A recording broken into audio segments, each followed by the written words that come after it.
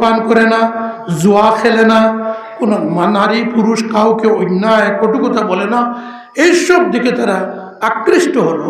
কিন্তু ইসলামিক শাসনতন্ত্র পরীক্ষা করার জন্য তারা দিমিস্ক রাজধানীতে একদল প্রায় 50 জনের একদল প্রতিনিধি উজবেকিস্তান থেকে পাঠালো এবং খলিফা ওয়ালিদ বিন আব্দুল মালিককে বলল যে আপনার সেনাপতি অন্যায়ভাবে বলপূর্বক আমাদের দেশটা দখল করে নিয়েছেন, আমরা আপনার কাছে জাস্টিস, ন্যায় চাইতে এসেছি।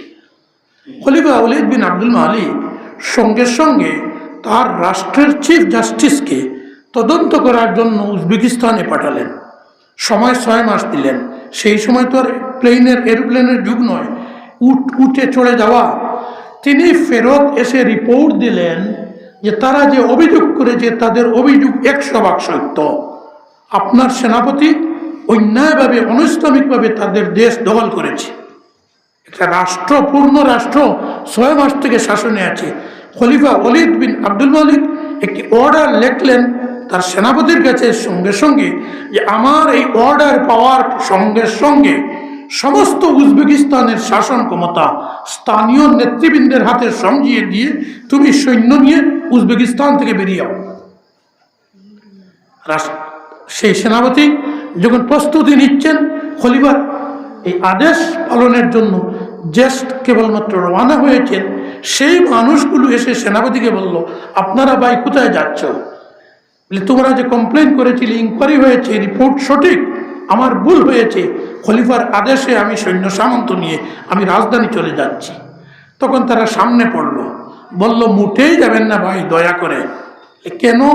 বলে এতদিন আমরা আমাদের স্বদেশী ভাইদের শাসনে ছিলাম, জুলুম জুলুম জুলুম অত্যাচারের শিকার ছিলাম। তোমরা 6 মাস থেকে যে ইনসাফ ন্যায় প্রতিষ্ঠা করেছো, আমরা মুগ্ধ, আমরা অত্যন্ত আনন্দিত। আমরা পরীক্ষা করতে গিয়েছিলাম ইসলামী শাসন ব্যবস্থা, সেই শাসন ব্যবস্থায়ও আমরা ইনসাফ পেয়েছি। সুতরাং দয়া করে আপনারা এখানে এই দেশটা শাসন করতে থাকুন, আমরা আবার খলিফার কাছে যাব। ইয়া খলিফাকে বলবো আপনার সেনাপতি আদেশ পালন করতে রওনা হয়েছিলেন, আমরা অনুরোধ করে রেখেছি আপনি এটা অ্যাপ্রুভ করুন, অনুমোদন দিন, যাতে এই মুসলমানরা সেখানে শাসন করলে তাদের শাসনে হিন্দু মুসলমান, বৌদ্ধ খ্রিস্টান ইহুদি, রাশিয়ান উজবেকিস্তান সবের মানুষ আমরা সন্তুষ্ট। এই হলো ইসলামিক চরিত্র। সুতরাং আমি আর কথা দীর্ঘ করব না। আমরা এইভাবে আমাদের চরিত্র ঠিক করার জন্য একটা মিশন চালাবো। হাদিস পড়েছিলাম, নবীজি বলেছেন আমাকে আল্লাহ তাআলা বুইস্তু লিউতাম্মিমা মাকারিমাল আখলাক, আমাকে আল্লাহ তাআলা পৃথিবীতে নবী করে পাঠিয়েছেন কেবল নামাজ, রোজা, হজ, যাকাত এই ইবাদতগুলো শিক্ষা দেওয়ার জন্য নয়, মোটেই নয়। এগুলো অবশ্যই করতে হবে, কিন্তু আল্লাহ তাআলা আমাকে পাঠিয়েছেন পৃথিবীতে সৎ চরিত্র, সৎ গুণাবলী যা আছে সমস্ত সৎ গুণাবলী, সৎ চরিত্র আমি এবং আমার অনুসারী সাহাবায়ে কেরাম বাস্তবায়িত করে পৃথিবীকে দেখিয়ে দিতে চাই একটা নমুনা। এইটাই হলো সচ্চরিত্রবান লোকের চরিত্র। সুতরাং নবীজি বলেছেন আমি এসেছি নবী হিসাবে পৃথিবীতে সমস্ত সচ্চরিত্র বাস্তবে রূপায়িত করে মানুষকে দেখিয়ে দিতে, ইচ্ছা করলে সমস্ত সৎ গুণাবলী অর্জন করা যায়। আজ আমরাও সেই সমস্ত গুণাবলী অর্জন করব। এবং সর্বশেষ আরেকটি হাদিসের অনুবাদ করে এই কথা শেষ করব। নবীজির উম্মত আমরা হতাশ হব না। আমরা আমাদের পারিবারিক শান্তি, প্রায় পরিবারে অশান্তি, কারণ আমিও ওয়াজ করছি, আরও অনেক ওয়াজ করছেন, বাইরে গেলে আমি খুব ভালো, খবর নিতে লাগবে আমার বাড়ি থেকে, আমার পরিবার থেকে, অমুক কীরকম। নবীজি বলছেন ওই মানুষ সবচেয়ে ভালো যার পরিবার, যার স্ত্রী যাকে বলে অমুক ভালো, কারণ তার সমস্ত দোষ এবং গুণ নিজের স্ত্রীর কাছে উদ্ভাসিত হয়। আজ মুসলিম সমাজে বিশেষভাবে কুরআন আর হাদিসে এবং নবীজি তার আদর্শ চরিত্র দ্বারা মেয়েদের যে সমস্ত রাইট, অধিকার দিয়েছেন, ক্ষমতা দিয়েছেন, মেয়েদের শিক্ষা দিতে হবে, মেয়েদের জুলুম করবে না, মেয়েদের প্রতি ভালো ব্যবহার করবে, মেয়েদের কোনো ধরনের অন্যায় ব্যবহার করবে না। আজ তা আমাদের অনেকের কাছ থেকে ছুটে গেছে। এই জন্য প্রথমে আমরা পারিবারিক শান্তির প্রথমেই সোপান মৌলানা রুহুল আমিন সাহেব বয়ান করতে শুনেছি ঠিকই, পারিবারিক শান্তির মূল সোপান আমরা আমাদের জীবিত মা বাবার অত্যন্ত অনুগত হব, তাদের কথা মতো চলব। যারা দুনিয়ায় নেই, হয়তো আমরা ভুল ভ্রান্তি করেছি, তাদের কবর জিয়ারত করব, তাদের জন্য আল্লাহর কাছে দোয়া করব, তাহাজ্জুদ পড়ে দোয়া করব, নামাজ পড়ে দোয়া করব, আর মাঝে মধ্যে কবর জিয়ারত করব। আল্লাহ নবীজি বলেছেন, যদি কারো কোনো অন্যায় থাকে পিতামাতার প্রতি এবং এইভাবে পিতামাতার জন্য দোয়া করেন, জিয়ারত করেন, আল্লাহ কবরে তার পিতামাতাকে তার উপর সন্তুষ্ট রাজি করে দেবেন। আর যারা জীবিত আছেন, আল্লাহ এবং আল্লাহর রসুল ব্যতীত সবচেয়ে বেশি শ্রদ্ধার পাত্র পিতা এবং মাতা। হুজুররা শ্রদ্ধার পাত্র, কিন্তু আমার এক অভ্যাস, কোথাও কোনো বাড়ির বা কোনো কিছুর কারো ঘরের শিলান্যাস করার জন্য আমার কাছে কেউ এলে আমি শর্ত সাপেক্ষে দাওয়াত রাখি। আমি বলি আমি যাব, অবশ্যই যাব, কিন্তু আপনার পিতামাতা কেউ আসেন? বলে আমার মা জীবিত আছেন, পিতা নেই। ঠিক আছে, সেই দিন আমি যাওয়ার পরে ঘরের বিসমিল্লাহ প্রথম চামচ মশলা পর্দার সহিত আপনার মাকে সামনে নিয়ে আসবেন, আপনার মার হাত দিয়ে সেইটা দেবেন। মার হাতের দেওয়া যেটা দিলের ভিতর থেকে ছেলেমেয়ের জন্য যে দোয়া, সেটা আমি হুজুরের দ্বারা হবে না। পিতামাতাকে শ্রদ্ধা করতে শিখি, পিতামাতার দোয়া নিতে শিখি, এরপরে আমি হুজুর 10 হুজুর দিব, 10 শায়খুল হাদিস পরে দেব। মা এবং বাপকে আগে শ্রদ্ধা করি। কিছু কিছু লোক আছেন হুজুরের বাড়িতে, বড় হুজুর মুরিদ হয়েছেন, যে সাথে টিফিন নিয়ে খুব ভালো পোলাও মাংস বুনা করে নিয়ে যান। আমি বলি, যদি আমি রাস্তায় পাই, আমি প্রথমে দাঁড় করে জিজ্ঞেস করব, কী দিয়ে টিফিন নিয়ে যাচ্ছ? বলে, খুব ভালো বারিক চালের পোলাও আমার হুজুরে খুব পছন্দ করেন। হ্যাঁ, আমিও পছন্দ করি। আর খুব ভালো মুরগ, লোকেল মুরগ বুনা করে নিয়ে যাচ্ছি। আমি তাকে জিজ্ঞেস করব প্রথমে যে এই 1 মাসের মধ্যে আপনার পিতা মাতাকে কি এইভাবে প্রস্তুত করে খাবার দিয়েছিলে? না হুজুরেরা তো বাড়িতে আছে, হুকুনচুর হইলে কুলায়। চুপচাপ ফিরিয়ে বাড়ি যা, আর না গোল্লা দি ঠেঙ্গে দি বাল্লানি শুরু করুন। সবচেয়ে বড় ফির গরো তৈয়া ছেলেমেয়ের সবার বড় ফির নিজের মা এবং বাপ। বহল মিহ একবারে কোনো মতে ফাঁসক নামাজ পড়ুক কি কম পড়ুক, কিন্তু ছেলেমেয়ের লাগি সবচেয়ে বড় ফির আমার আপনার মা বাপ। জানি না আপনারা একমতই বাকি না। সুতরাং পিতামাতার প্রতি সবচেয়ে বেশি শ্রদ্ধা করি, পারিবারিক শান্তি। আমরা কতজন আছি হয়তো পিতামাতা শিখাননি, এক সুন্নত আমাদের বাড়িতে কয়েকজনে চালু করছি। পিতামাতা যারা জীবিত, দেখার সঙ্গে সঙ্গে হয় ছেলে মেয়ে, হয় তালবা, হয় উস্তাদ, আমরা বলতে পারি সোজা গিয়ে আসসালামু আলাইকুম। নিজের মা বাবাকে সালাম দেই, জি না হুজুর, মসজিদের ইমাম সাহেবরে ফাইলেও দিই, বাড়ির দাদারে ফাইলেও দিই। থ বেটা, তোর মূল জায়গা তুইয়া, মূল ফির তুইয়া হবাজির দাদাজি আর মসজিদুর ইমাম সাহেব, এরারে অবশ্যই সালাম দিতায় দেও, কিন্তু প্রথমে নিজের মা বাবারে হোক আসসালামু আলাইকুম। বুঝা গেছে? মানুষের তালেবা যারা ছোট থাকতে অভ্যাস গঠন করো। নিজের ভাই, এটা তো নাই মুসলমান পরিবার, শতকরা 90-95 পরিবারও নাই, বহুত হুজুরের পরিবারও নাই। নাই জি, প্রথমে সালাম, এরপরে কালাম। আসসালামু ক্বাবলাল কালাম, হাদিস কইলেছে এই বুজুর্গে। তো ওলা বাড়ির সালামের প্রচলনটা করি, মা বাবারে সালাম দেই, বাইরে সালাম দেই। বলে কি করে দিতাম হুজুর? হরু ভাই, এই বেঈমানের লোকে তো 6 মাস থাকি মাতি না, ইলা আছে নি মুসলমান পরিবেশ আছে তো। ভাই এগুলো যে বেঈমান ঘরে 6 মাস থেকে সালাম দেও না। আল্লাহর নবী কইছেন, ভাই এখানে গাঁয়ের মানুষের লোকে বাইর মতো গোলাগলি করি, বন্ধুর মতো চলাফেরা করো। ওটা আমরা মাঝে আইতো, সালাম বাইন তোরে দিতাম, বনিন তোরে দিতাম, বনিনতে বাইন তোরে। বলা মামাইন তোরে, সাসাইন তোরে, ফুফুন তোরে, মামিন তোরে যারা সামনে বারণি জায়েজ, বেটিন বেটাইন মিলে হুজুরিয়া আর কিতাব হইতরা বেটিন তোরে কি ওর সালাম বলে না আপনার বউরেও গিয়ে সালাম দিতে আইস দোয়া আল্লাহর হুজুর এমন ওয়াজ গাই দিতরা খাইল থেকে কইবা অমুক মাউকে বাড়িও হয়ে গেছে খোকুয়া মাউকে বাড়িও নাই নবীজির সুন্নতর আশিক বঞ্চিত আল্লাহর নবীজি তার তিনজন বিবি হাদিসে কইতরা আয়েশা, উম্মে সালমা আর হজরতে জয়নব, হাফসা, হজরতে হাফসা, তিনজন বিবি কইতরা আমরা আর বিহার বাদে থাকি আজ পর্যন্ত অনেক স্বামী পাইলাম, জামাই পাইলাম, নবী পাইলাম, আজ পর্যন্ত চেষ্টা করিয়া একটা দিন আমরা আপন জামাই স্বামী সৈয়দুল আম্বিয়া হযরত মুহাম্মদ মুস্তাফা সাল্লাল্লাহু আলাইহি ওয়াসাল্লাম রে কুস্তি করিয়া একটা দিন আগে হইয়া সালাম দিতাম পারছি না।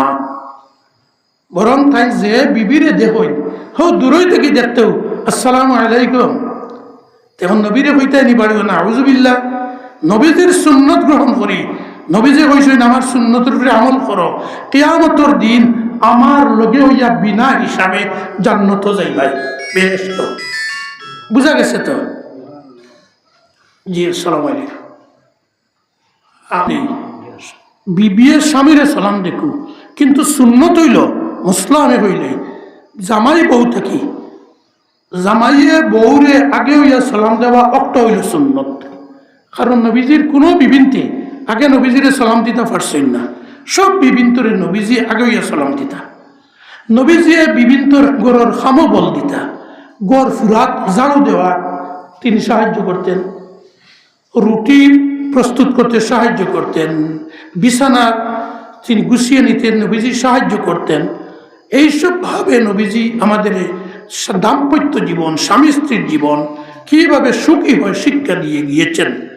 আজ আমরা এটা আমাদের বোনদের ব্যাপারে আমরা নারীদের অধিকার দেই না, বোনদের ফরজ সত্য মুসলমান সমাজে অধিকাংশ দেয় না, এবং যারা দেয় না ফরজ হাদিস নয় কোরআন শরীফে আল্লাহ তাআলা বলেছেন যারা ফরজ সম্পত্তি বোন ফুফু ফিসির দেয় না উলাইকা হুমুল ফাসিকুন, ইতা মুসলমান ফাসিকের দল, উলাইকা হুমুল কাফিরুন।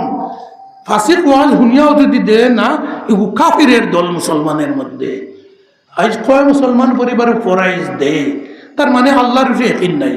রিজার্ভের জামিন খেয়ে মিলে জুয়ে সবাই মুক্ত করেছি আল্লাহ দূর বেটা বুঝিও নি খো রিজার্ভের জামিন খেয়ে আল্লাহ বলে তো বনির ফরজ দেশ না খানে জমিন, ফুফুর ফরজ দেশ না, ইগলাইন দিলে যে খাইব কিলা তো ওখান হইতে বেটা রিজার্ভের জামিন আল্লাহ না, রিজার্ভের জামিন জমিন। ও একিন লইয়া বোয়ার আর আল্লাহ খালি সাহায্য কর্তা, আল্লাহ বই দিছেন। এর লাগি আমরা এই সমস্ত কুসংস্কার সমাজ থেকে ছাড়ি, মেয়েদের অধিকার স্বীকার করি, মেয়েদের ব্যবহার ভালো করি। আমরা দেশের সমাজও শিক্ষিত অশিক্ষিত, এখানে কলেজের প্রফেসর, মেডিকেল কলেজের প্রফেসর, আমি সাড্ডা নাই কারণে মেডিকেল কলেজের প্রফেসর একজনের বাসাত গেলাম, আমি বেটা গেছি বেমার দেখাইতাম, তাই কইলে হুজুর আইসুন স্যার কইতরা কিলা, তার ওয়াইফও ডাক্তার নি অন থেকে কইতে কইতে হয় সলমা, আমি নাম কইলাম এই নাম নাই, হুজুর আইসুন দেয় দিন একটা চা দে, আমি অন থেকে কইলাম সলমা শুনো তুমি চা রেডি করিয়া কইও হয় অমুক চা নে আইয়া কইলা হুজুর কিতা কইলা বুঝছি না, বলে আপনার স্বামী হইয়া যদি বেটির এইলা তুচ্চারতে ব্যবহার করতে পারো তে বউয়ে ওলা হুন্না মিসলুল্লাজি আলাইহিন্না বিল মারুফ, কোরআন শরীফে কইছে দর অধিকার 50-50 সমান। আর ফিলোসফি বুঝাইলে নারীর অধিকার 50+ আর পুরুষের অধিকার 49+। এখানে ব্যাখ্যা করার সময় নাই, আমরা কথা পরিবর্তন আনি। আমরা ছেলেমেয়ে ছোট থাকতে অভ্যাস করাইছি না মা বাবারে সালাম দেও, একদিনের ওয়াজে সালাম দিত না। আমি বাপ, আমি মা, আমি আমার ছেলেমেয়ে অত বড় অত দেখার লগে লগে সালাম দিল না, আমি কই আসসালামু আলাইকুম, আমার ছেলেরে ও তা তালবার লাগান সরু ছেলে আসসালামু আলাইকুম, মা বাবায় কয়েকদিন দিলেইলে এরপরে হে ছেলে হোক মেয়ে হোক তার লজ্জা ভাঙ্গিব। দেখবো এবার না দিলে বাবায় দেওয়া দর্শন, মায়ে দেওয়া দর্শন, ফুয়ার বউয়ে সালাম দেন না হরিরে, হরিয়ে শুরু করে কদিন ফুয়ার বউরে দেওয়া সালাম আলাইকুম, তো বেতাই আয় গুরু আজিতে।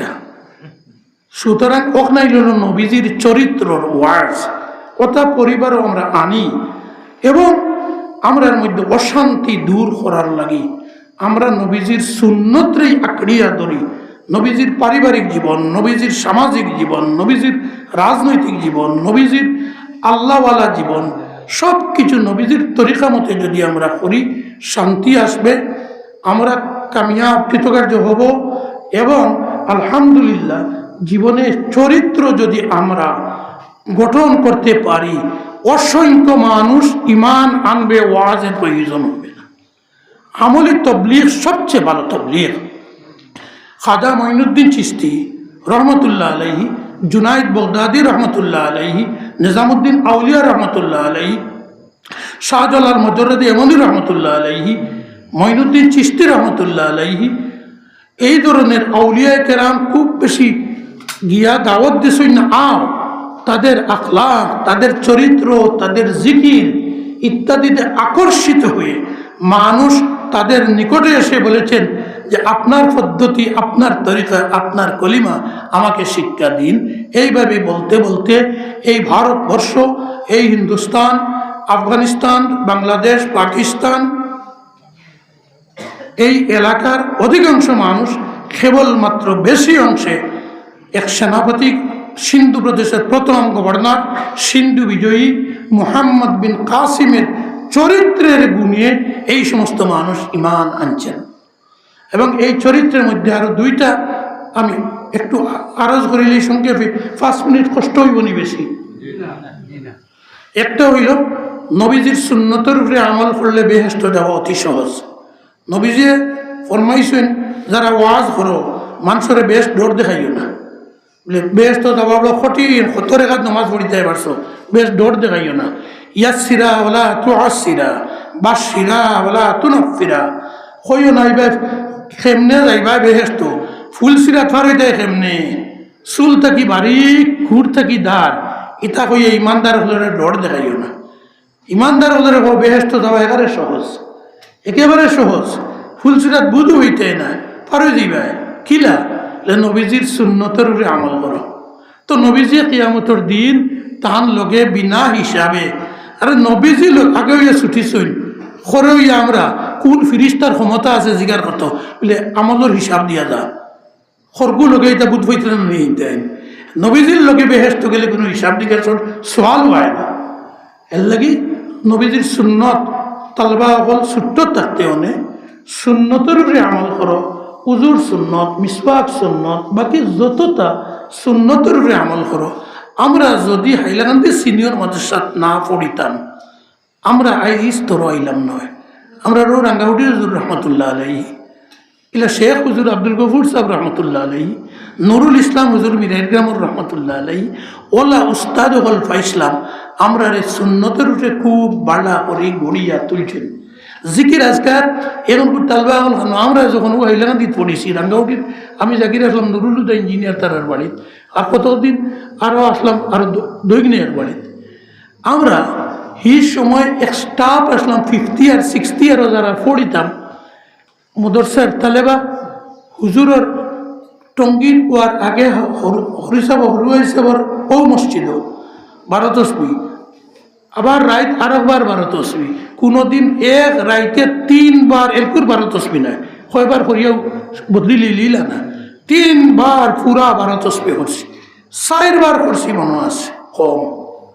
এর বাদে হুজুরের টঙ্গিত আইয়া শুরু করলাম নামাজ জমাতে পড়া। আমরা তো আইতাম তাহাজ্জুদের সময়, আইয়া আমরা তাহাজ্জুদ পড়িয়া বোয়াত হুজুর দাঁড়া টানা আছে, হুজুরের লড়াচড়া বুঝবাইলে আইবা জিকির করবা, আমরা লগে শরীর হইমু দোয়া করবা।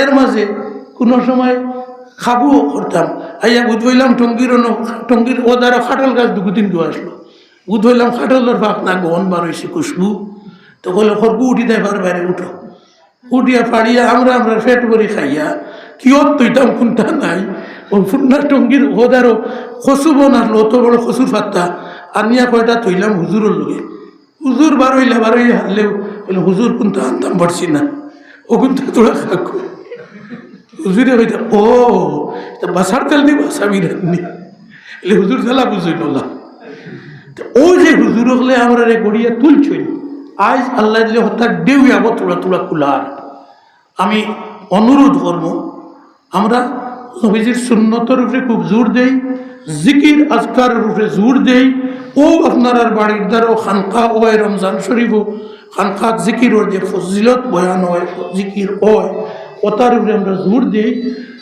আর শরীয়তের দিক দিয়ে বিশেষভাবে আমি অনুরোধ করবো মেয়েদের প্রতি যেন জুলুম না করে মেয়েদের উপরে সমাজে জুলুম করতরা মেয়েদের হক দিতরা না ফরাইজ দিতরা না মেয়েদের লোকে ভালো ব্যবহার কম করতরা ওগুলা ছাড়িয়ে আমরা জুই তুইয়া চলি আল্লাহ তাআলা আমরা আপনার তৌফিক দিতা আর মসজিদের লোকে তো আলহামদুলিল্লাহ দিস যতটা হামসায়া হরুমরু হামসায়া আমার তো জানাশোনা সারাও তবুও যতক্ষণ দিছইন দিবা আর আল্লাহর উপরে ভরসা রাখিয়া দেওয়া বন করবা না আর আমি এখানে হরু এখন জানি না চালু আছে কি না জানাই দিবা ও মসজিদ এলাকার ভিতরে যত বাড়ি আছে বেটিন তরে বলে প্রত্যেক বেটিনতে আঁশ যারা ভালো হয় আসে যে বিরা ডিম ফাড়ে এর থেকে এক আসর একটা ডিম মসজিদ আল্লাহ আসতে মুরুগে যেমন বাচ্চা বার করে প্রত্যেক বিয়ান হই নিতে একো বিয়ানোর বাচ্চা কয়গু বার করেন একটা বাচ্চার ডেমা আর বাদে মসজিদ আল্লাহ আসতে